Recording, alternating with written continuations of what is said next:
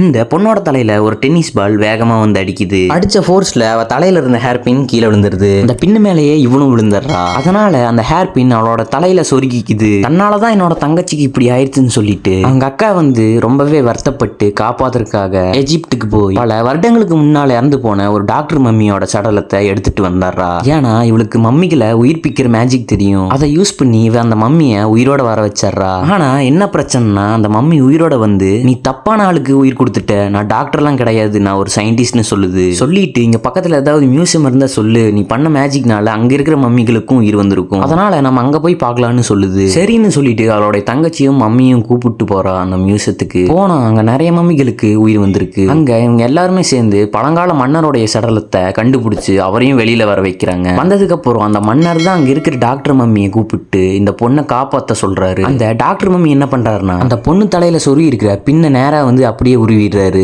அதை பார்த்துட்டு அந்த பொண்ணோடைய அக்கா பயங்கரமா கோவப்படுறா. ஆனா அவர் ஏதோ ஒரு லிக்விட்லாம் உருவாக்கி அந்த பொண்ணோடைய நெத்தியில தடவி இன்னொரு மம்மி மேல சுத்தி இருக்கிற துணியெல்லாம் எடுத்து ஏதோ ஒரு ட்ரீட்மெண்ட் மாதிரி பண்றாரு. எல்லாம் முடிஞ்சதுக்கு அப்புறம் அந்த மன்னர் மம்மி போய் அந்த பொண்ணை கிஸ் பண்ணுது. பண்ண அடுத்த செகண்டே அந்த பொண்ணு குணமாய் எந்திரிச்சு வந்துடுறா. அதை பார்த்து அவங்க அக்காவுக்கு ரொம்பவே சந்தோஷமா